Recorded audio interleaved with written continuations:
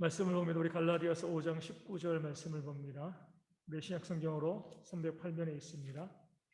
갈라디아서 5장 19절 말씀입니다.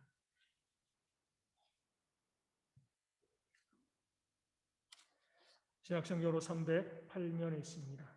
갈라디아서 5장 19절 제가 말씀을 읽어 드리겠습니다. 육체의 일은 분명하니 곧 음행과 더러운 것과 호색과 아멘.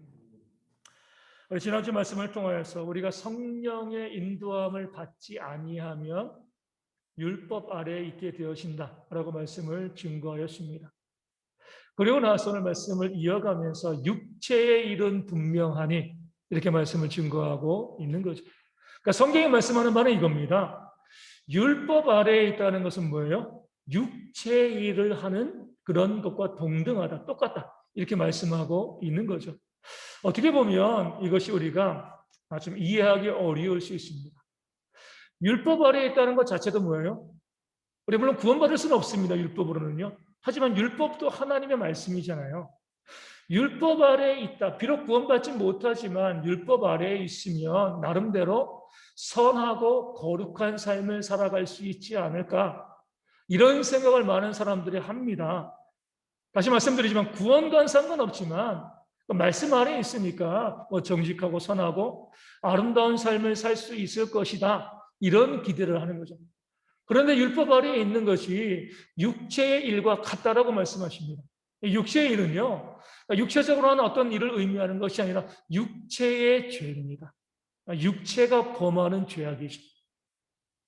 말씀에 증거하는 것은 이거예요. 율법 아래에 있으면 육체의 죄를 범하게 되어진다. 이렇게 말씀하고 있는 겁니다.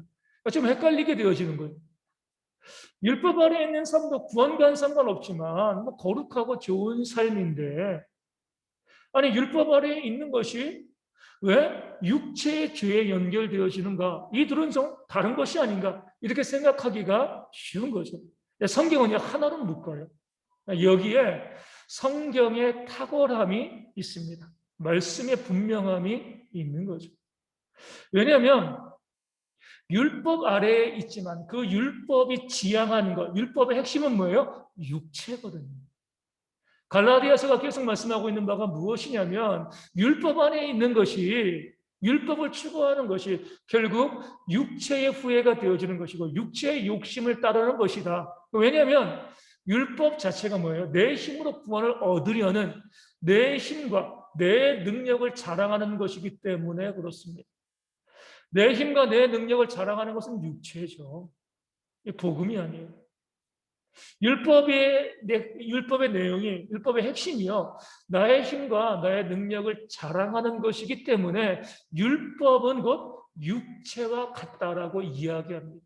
그러니까 율법이 육체니까요. 당연히 육체의 일과 자연스럽게 연결되어집니다.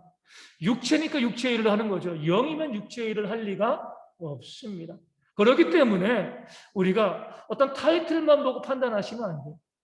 율법 아래에 있으니까 거룩해. 육체의 일과는 상관없을 거야. 예수님 뭐라고 말씀하시죠? 너희 외식하는 자요. 회칠한 무덤과 같다. 겉은 거룩해 보여 하얗거든요. 회칠을 해가지고. 속에는 썩는 시체가 있는 거죠. 이게 바로 율법인 거예요. 그 타이틀은 거룩해 보이고 말씀 가운데 있으니까 아름다워 보이고 선해 보이지만 실상은요 육체 가운데 있기 때문에 그 육체의 죄악, 육체의 일 가운데 빠질 수밖에 없습니다. 우리 살고 있는 사회에서도 이 겉모양을 보고 판단하다가 우리가 이제 실수하는 경우들이 참으로 많이 있습니다. 그 본질이 무엇인가를 봐야죠. 대표적인 것이 뭐예요? 정치잖아요, 정치. 우리 정치를 보게 되어지면 우리나라뿐만 아니라 모든 나라에는요, 이 진보와 보수가 있습니다. 진보와 보수가 있는데 겉으로 보면 다르죠. 진보와 보수는 색깔이 달라요. 그런데 그 다른 사람들이 안에서 개인적인 사욕, 욕심을 부리고 있으면 똑같아지는 겁니다. 같이 타락하는 거예요. 겉으로 보면 다르지만 개인의 욕심이 본질이라고 하면 진보가 정권을 잡건 보수가 정권을 잡건 그 개인의 욕심, 타락한 일들을 만들어낼 수밖에 없는 거죠. 지금 성경이 그것을 말씀해 주고 있는 겁니다. 율법 아래 있다고 해서 다 거룩한 거 아니에요. 율법 아래 있는 것이 육체를 이루는 것이고 육체를 따르는 것이면 처음에는 그렇게 보여도 결국에는 육체적인 죄악을 범할 수밖에 없다. 이렇게 말씀하고 있는 겁니다. 우리 이 말씀을 통하여서 우리 교회뿐만 아니라 많은 종교에서 보여지고 있는 그런 이상한 모습들을 우리가 좀 이해할 수가 있습니다. 종교들이 이단만 아니고 사이비만 아니라고 하면 나름대로요. 이 거룩하고 선하고 정직한 삶을 추구합니다. 겉으로 보면은요 아주 보기 좋아요. 그런데 그런 종교에서 또 교회에서 가끔씩 터져 나오는 사건들을 보면 얼마나 죄되고 더럽고 추악한 것들이 그 종교와 교회 가운데 많이 있는가. 그러니까 우리가 당황스러운 거예요. 좀 거룩해 보였는데 열심히 있어 보이고 좀 뭔가 달라 보였는데 어느 순간 그 안을 파헤쳐 보니까 세상보다 못한 죄악이 그 더러운 죄악이 그 교회와 목회자와 성도 가운데 있음을 바라보게 되어지는 거죠. 특별히 육체의 노력을 강조하는 교회일수록 그렇습니다. 그런 종교일수록 그래요. 열심히 있습니다. 전도도 하고 선교도 하고요. 또 교회 가운데 열심히 봉사도 하고 헌신도 하고 그러니까 보여지는 열심을 많이 추구합니다. 잘한다, 수고한다라고 이야기하고요. 그러니까 교회가 쭉쭉 성장하죠. 그런 교회를 보면 또 말씀도 또 열심히 또 많이 배우고 말씀 안에 있는 것처럼 보여요. 그런데 자기를 자랑하고 자기를 증거하고 드러내는 그런 육체의 욕심으로 그런 결과를 만들어낸 것이기 때문에 어느 순간 보면은요, 그 가운데 아주 성적인 문제, 물질의 문제, 온갖 더러운 것들이 그 교회 가운데서 벌어지고 있고 그 교회 가운데 있음을 우리가 발견하게 되어지는 겁니다. 바로 육체를 따라하기 때문에 육체의 죄악에 쉽게 물들어 가는 것이죠. 그 사실을 말씀이 우리 가운데 보여주고 있는 겁니다. 그러면서 이 육체의 일의 이 특징을 하나 알려주죠. 육체의 일은 뭐예요? 분명하니. 이전 번역에서는요, 현저하다. 개역성경이 현저하다라고 말씀하고 있어요. 우리 육체의 일은요, 현저합니다. 뚜렷해요. 아주 그냥 거스를 수 없을 정도로 분명합니다. 내가 나를 의지하고 나를 자랑하게 되어지면요, 겸손할 수가 없어요. 그 자랑하는 모습을 계속해서 드러낼 수밖에 없습니다. 그러니까 우리가 육체의 일, 그 더러운 것들이요, 감춰질 수가 없는 거죠. 이런 말이 있잖아요. 우리 주머니 속에 우리 송곳, 우리 낭중지추라고 이야기하죠. 주머니 속에 송곳이 있으면은요, 뚫고 나옵니다. 드러나게 되어 있어요. 감춰질 수가 없습니다. 육체의 일이 그렇습니다. 우리가 육체의 일을 추구하는, 육체를 추구하는 그런 삶을 살아가게 되어지면 우리의 삶 가운데에서 그 육체를 자랑하고자 하는 모습들이 계속해서 드러날 수밖에 없어요. 이것을 통해서 우리가 성령 안에 있지 아니하고 우리가 육체를 의지한다. 그러니까 자랑하는 것이 그만큼 악한 것입니다. 우리가 살고 있는 세상에서는요, 자랑하는 것이 기본이죠. 내가 이런 집을 가지고 있고, 이런 차를 가지고 있고, 우리 방송도 보면 어때요? 다 연예인들 나와서 어떤 집에 살고 있는 거 다 자랑하는 거예요. 다 보여주는 거예요. 그것을 당연하게 생각을 하고요. 사람들은 그것을 또 부러워합니다. 그러니까 세상은 그런데 육체의 일을 자랑하는데 우리 교회는 그러면 안 되죠. 그 육체의 일을 자랑하는 것 자체가 우리가 죄악에 빠지게 되어지는 그런 통로가 되어지기 때문에 그렇습니다. 근데 육체를 자랑하기 시작을 하면은요, 이 자랑을 멈출 수가 없어요. 우리 고린도전서 13장에서도 사랑은 여러 가지 많은 것 이야기하고 그 중에 하나가 뭐예요? 자랑하지 아니하라. 믿는 자는 자랑하지 않는 자인데 내가 육체의 일을 가지고 있으면 내가 나의 힘과 나의 능력을 의지하고 자랑하기 시작을 하면 분명해집니다. 멈추지 않게 되어지는 거예요. 그것이 어리석은 것인데도요. 그 어리석은 것을 깨달아 알지 못하는 거죠. 우리 미국에서 곧 발간될 책이 있어요. 그 책 제목이 뭐냐면 목회자와 스니커즈. 스니커즈가 뭐예요? 신발 운동화잖아요. 그렇죠? 목회자와 운동화. 이런 책이 이제 조만간 이제 지금 쓰고 있게 발간될 예정입니다. 뭐냐면 이거예요. 우리 어떤 사람이 뭐 미국에도 유명한 목사님들 있잖아요. 그러면 이제 신문이라든가 방송에 목사님들이 뭐 사진이나 동영상이 나오잖아요. 그 목사님들을 보면서 뭔가 좀 이상한 게 있는 거예요. 우리가 생각하기로 정말 목회자라는 것은 겸손하고 경건하고 또 검소하고 그러니까 자기의 삶을 그렇게 온전히 살아가는 그런 모습이 되어져야 되는데 방송에 나오는 목사님들 쭉 보다 보니까 온통 명품으로 치장하고 있다는 거죠. 그래가지고 그 사람이 이제 연구를 시작을 해봅니다. 사진을 보면서 이것은 어디 제품이고 이거는 얼마고 어디 제품이고 얼마고 이걸 갖다 인터넷에 막 올리는 거예요. 그러니까 수십만의 사람들이 그 기사를 보고 있습니다. 어떤 목사님은 632만 원짜리 신발을 신고 계신다고 하더라고요. 물론 뭐 성도들이 선물해 줄 수도 있고요. 뭐 여러 가지 많은 이유가 있을 수는 있어요. 하지만 우리가 예전에 우리 전주 안디옥 교회 우리 원로 목사님 한번 이야기를 나눈 적이 있습니다.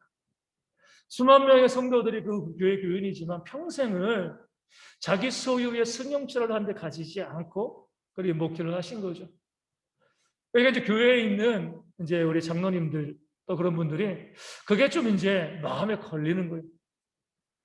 그래서 교회 돈이 아니라 자기들의 돈으로 그 목사님에게 정말 좋은 차를 한 대 준비해 드렸습니다. 그러니까 목사님께서 선물을 받고 기분 좋게 그 차를 타고 주일날 교회에 오신 거죠. 그리고 이제 광고 시간에 이렇게 말씀합니다. 우리 몇몇 분들이 저에게 좋은 승용차를 선물해 주셨습니다. 감사합니다. 이렇게 말씀을 하시고 한 번 제가 탔으니까 타고 왔으니까 지혜로운 거예요. 성도들이 선물했는데도 받지 않으면 그것도 잘못된 거죠. 한 번 제가 탔으니까 이제 이것을 팔아서 다 선교 헌금을 내겠습니다. 선교하는 데 쓰도록 하겠습니다. 이게 이제 목회자의 모습이 되어지는 거죠. 늘 주변 사람들 돌아보며 생각하면서 어려운 이웃들에게 내가 무엇을 도울 수 있을까, 섬길 수 있을까 이런 것들을 하는 것이 목회자가 또 보여줘야 될 모습인데 미국에는 많은 목회자들이 뭐 한국도 크게 다를 바 없는데 내가 무엇을 입고 있는가 무엇을 신고 있는가 자꾸 자랑하는 겁니다. 나는 이런 목회자야. 난 이렇게 능력이 있는 자야. 이것을 보여주고 싶은 거죠. 성공한 목회자이고요. 많은 사람들이 따르는 목회자인 것은 맞습니다. 하지만 자기의 육체를 의지하고 율법 아래 있게 되어지면 이 자랑이 부끄러운 것인데도 이 자랑을 멈출 수가 없게 되어지는 거예요. 그래서 그 자랑 다음에 뭐로 가는 거예요? 육체의 일, 육체의 죄로 가게 되어지는 겁니다. 그러니까 자랑 자체가 우리에게 경고예요, 경고. 우리 율법 아래 있고요. 나를 의지하게 되어지면 바로 나타나는 증세가요. 자랑하고 싶은 거예요. 나 이런 거 가지고 있어. 나 이런 사람이야. 그런 자랑이 있고 난 다음에 우리가 범죄하게 되어집니다.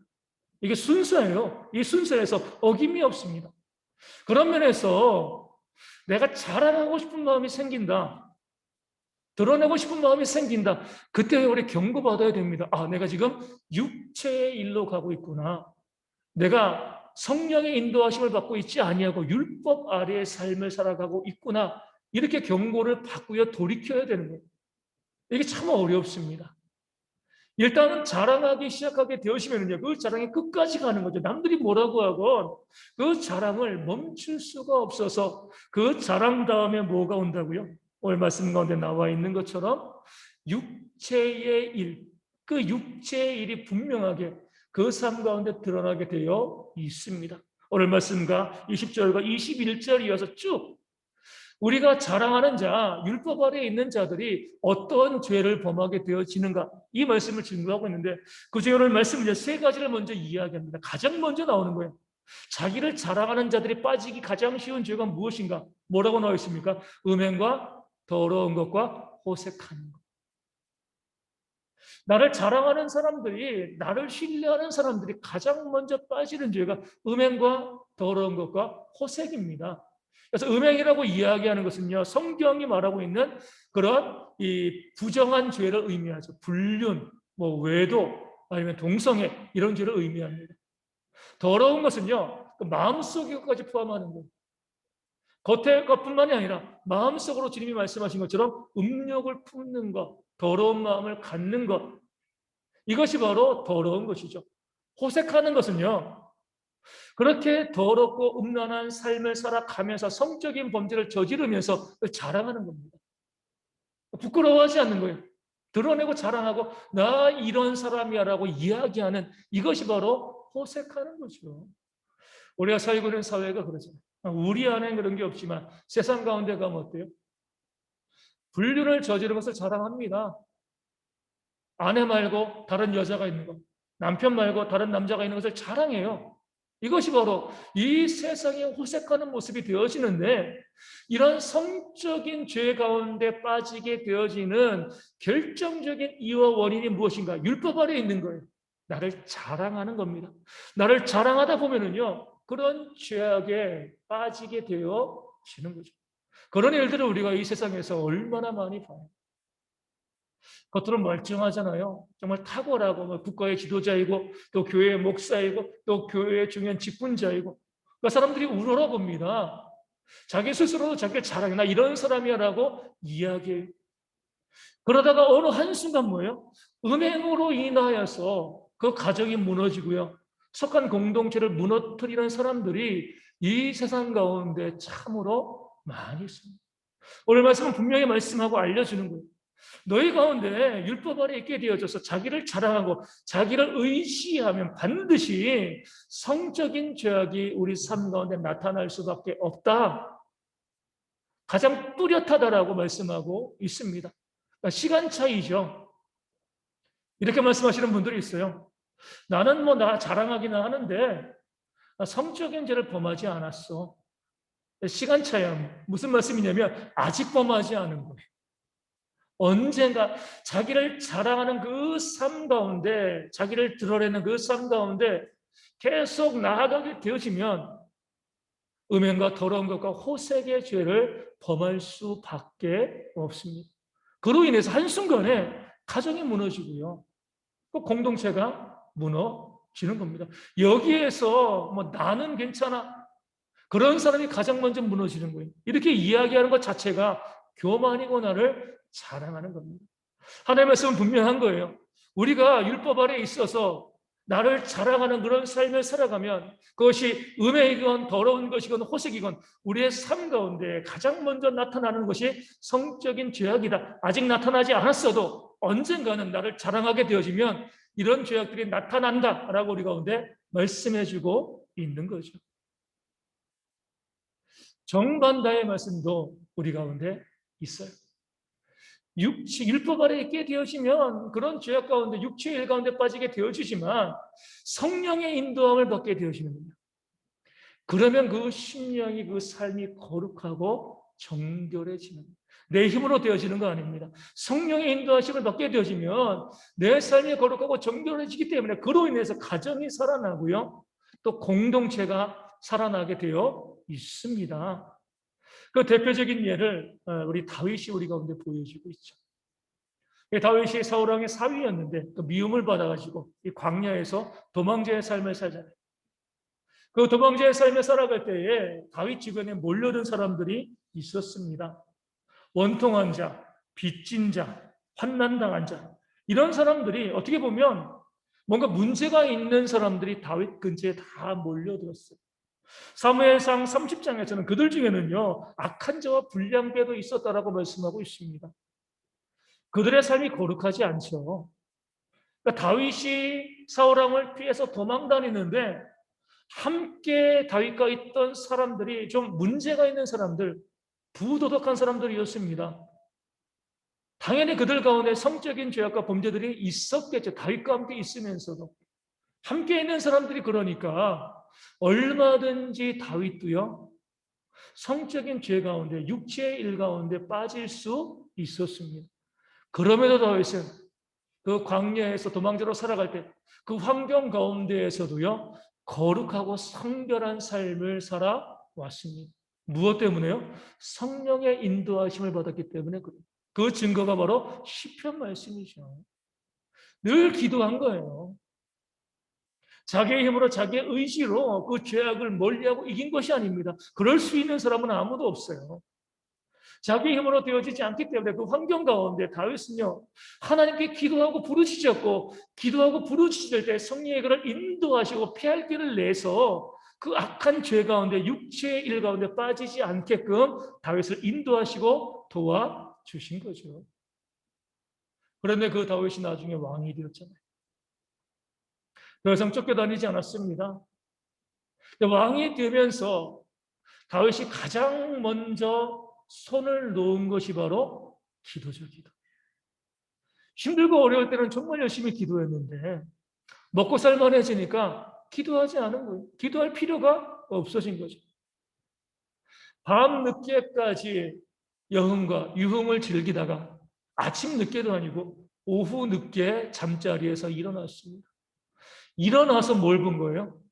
밧세바가 목욕하는 그 장면을 보게 되어진 거죠. 그 보면 어떻게 하면 돼요? 눈 감고 그게 돌리면 되는 거예요. 피하면 되는 겁니다. 다윗이 아내가 없던 것도 아니고요. 얼마든지 그 상황을 피해버리면 되는 거예요.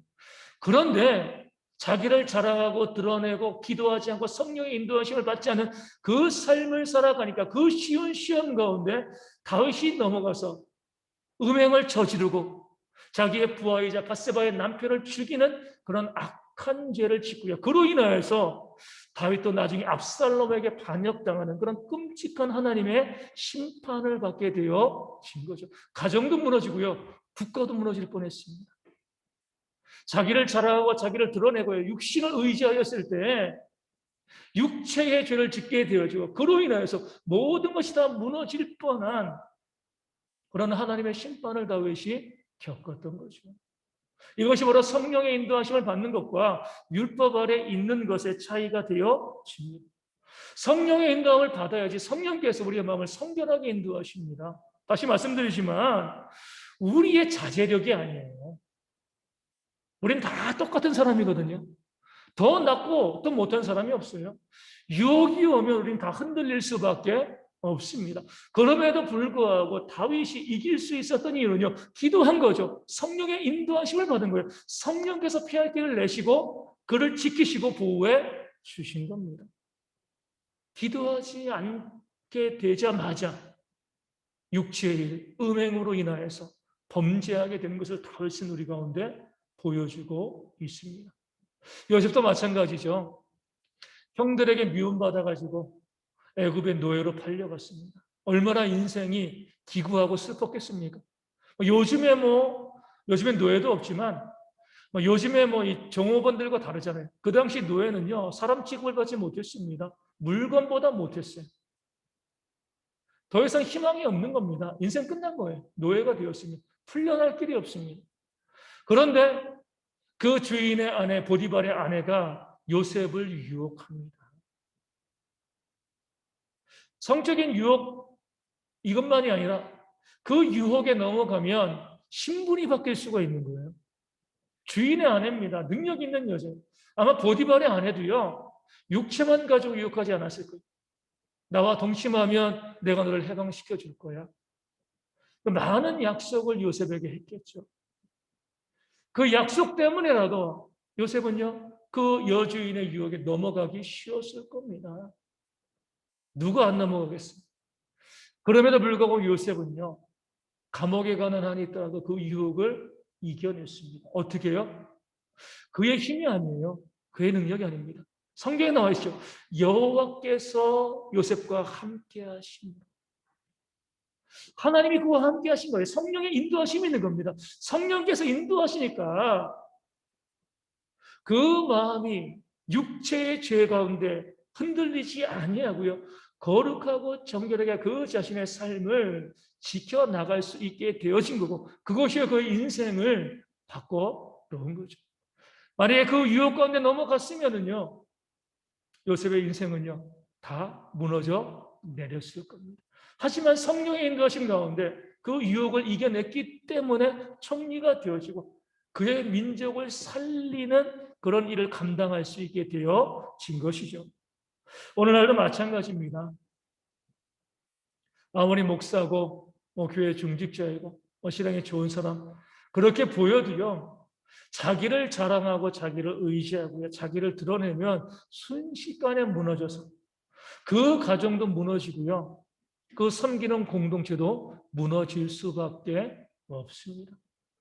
겉으로 보면 잘 믿는 것처럼 보이죠. 신앙생활 잘하는 것처럼 보여요.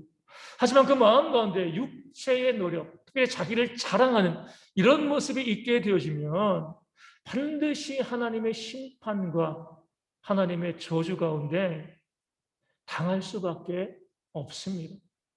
이 말씀을 우리 가운데 증거하고 있는 거예요. 그래서 우리가 앞서 말씀드린 것처럼 잘 보셔야 됩니다. 율법 아래 있게 되어지면은요, 자기를 자랑하게 되어집니다.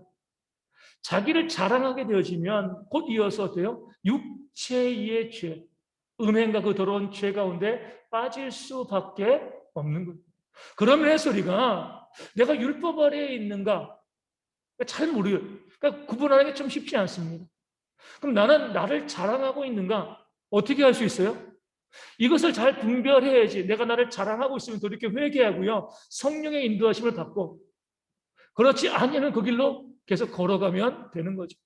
내가 나를 자랑하고 있는가, 내 육체를 의지하고 있는가, 알 수 있는 유일한 길은요, 내가 기도하고 있는가. 다윗이 보여줬습니다. 기도한다는 것 자체가 겸손이죠. 기도하지 않는 것이 곧 교만입니다. 내가 기도하지 않는다는 것은 하나님 없어도 된다는 거예요. 내 힘으로 내 능력으로 얼마든지 할 수 있다는 겁니다. 그런 교만의 자랑을 만들어내고요. 나를 의지하는 삶을 살아가면 반드시 죄를 범하게 되어지고 그 죄는 나의 가정과 내가 속한 공동체를 무너뜨리게 되어 있습니다. 내가 기도하는 자가 되어야지 성령께서 나를 인도하여 주시고 그 성령의 인도하심 가운데 나도 살고요. 우리 가정도 살고 이 공동체도 살아나는 그런 역사를 경험하게 되어지는 줄로 믿습니다. 물론 이제 우리 가운데 그런 분들도 있어요. 자랑하기 위해서 기도하는 그런 분들이 있습니다. 사실 금식 기도 몇 번 했습니다. 몇 번 했습니다. 굳이 했으면 그것을 드러내고 자랑할 필요가 있는가? 이런 기도 말고요. 그 골방에서 하나님께 온전히 야복나루에서 야곱이 하나님 붙잡고 기도했던 것처럼 하나님만 믿고 의지하는 그런 기도가 우리 가운데 있는가 있지 아니한가? 이게 정말 중요한 거예요. 기도하면 희망이 있고요. 기도하면 거룩해지고 기도하면 정결해집니다. 기도하지 않으면 나를 자랑할 수밖에 없고요. 나를 자랑하게 되어지면 반드시 육체의 죄를 범하고 나와 공동체가 무너질 수밖에 없습니다. 그런 면에서 우리는요. 나의 기도 생활 한번 점검해 봐야 됩니다. 우리 경고입니다. 경고. 내가 기도하고 있는가? 그럼 회복의 소망이 있습니다. 내가 기도하지 않는가? 지금 멸망이 임하지 않아도 반드시 하나님의 심판과 멸망이 임할 수밖에 없습니다. 이렇게 말씀하시는 분들이 있어요.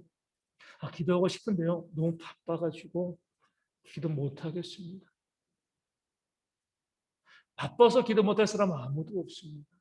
다윗을 보시면 다윗이 가장 바빴던 때는요. 왕이었을 때가 아니에요. 도망자였을 때였습니다. 광야에 있을 때. 도망자가 시간의 여유가 어디 있어요? 추격해오면 바로 튀고 도망가야 되는 거잖아요. 늘 긴장하고 아무것도 할 수 없는 그런 상황임에도 불구하고 다윗은요. 그 도망자 그 바쁜 삶 가운데도 하나님께 늘 기도했습니다.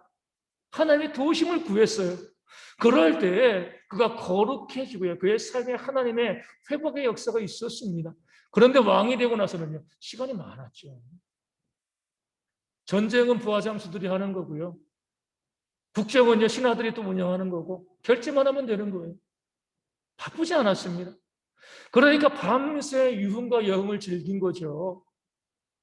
오히려 시간이 있을 때 기도하지 않았어요. 시간이 없다고 생각될 때는 정말 열심히 기도했는데 시간이 있을 때는 기도하지 않았습니다. 다니엘도 그러잖아요. 한 나라의 총리로서 그 나라를 이끌어가는 것, 그것도 이방 나라에서, 다른 종교를 섬기는 나라에서 그 나라의 총리로 살아가는 것 정말 쉽지 않습니다. 그럼에도 하루에 3번 예루살렘으로 향하는 문을 열어놓고 정해진 시간에 기도했어요.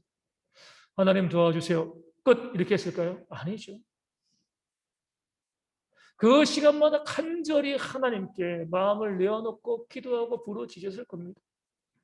그러기 때문에 다니엘을 대적하는 자들이 그를 시기하여서 그의 흠을 찾으려고 아무리 뒤지고 아무리 연구해봐도 그 어떠한 먼지도 하나 발견해낼 수가 없었습니다.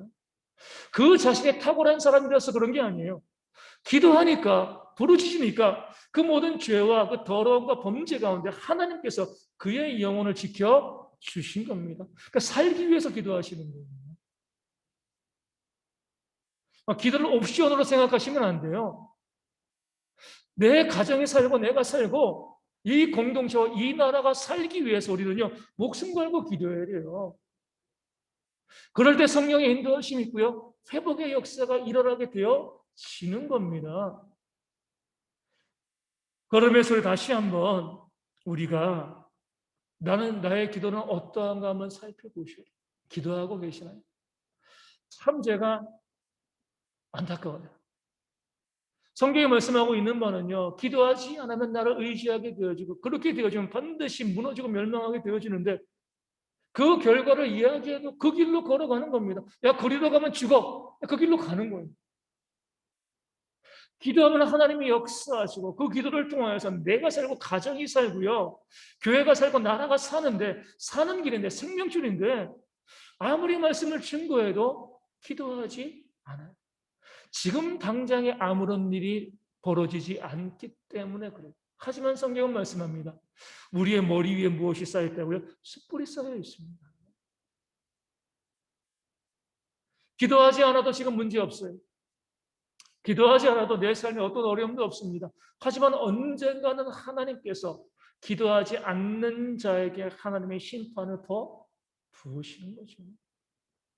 오늘 말씀 이것을 우리 가운데 알려주고 있는 겁니다. 내가 살고요, 우리 가정이 살고 우리 공동체, 이 나라가 정말 살기를 바라신다라고 하면 우리 기도로 우리가 거룩해져야 됩니다. 나를 의지하지 않고 하나님 붙잡고 하나님께 매어달리는 신앙들이 우리 가운데 있어야 되는 거예요.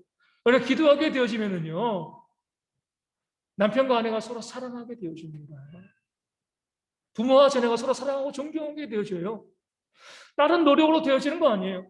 기도할 때 성령에서 우리 가운데 그런 마음을 불러 일으키시고 그것을 통해서 가정이 회복되어지고, 가정이 회복되어지면 교회가 회복되어지고요, 교회가 회복되어지면 나라가 회복되어지는 줄로 믿습니다. 우리 앞으로 우리 인생을 살아가면서 여러분, 절대로 우리가 지금 당장에 문제가 없다고 해서 기도를 놓는 그런 어리석음을 범치 않았으면 좋겠습니다. 통장에 돈이 떨어지면 어때요? 급하죠. 기도하지 않게 되어지면요, 안 급해요. 이게 우리가 어리석은 거예요. 통장에 돈이 없어도 괜찮아요. 하지만 기도하지 않으면 모든 것을 잃어버린 겁니다. 그 사실을 기억하시고, 이번 주가 고난주간입니다. 이 고난주간이 때로는요, 이 교만주간이 되어질 수가 있어요. 이 고난주간에 많은 사람들이 자기를 자랑하고 자기를 드러냅니다. 나 뭐 했어, 나 뭐 했어, 나 이렇게 해서 나 저렇게 했어. 하나님의 은혜가 임하지 않는 거죠. 근데 고난주간을 온전히 보낼 수 있는 정말 좋은 방법은 기도하는 겁니다.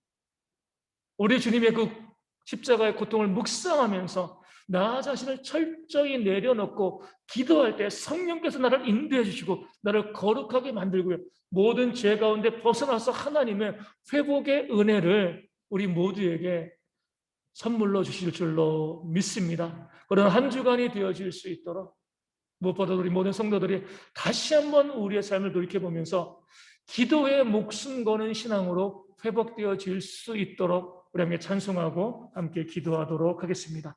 457장 함께 찬송하도록 하겠습니다. 457장입니다.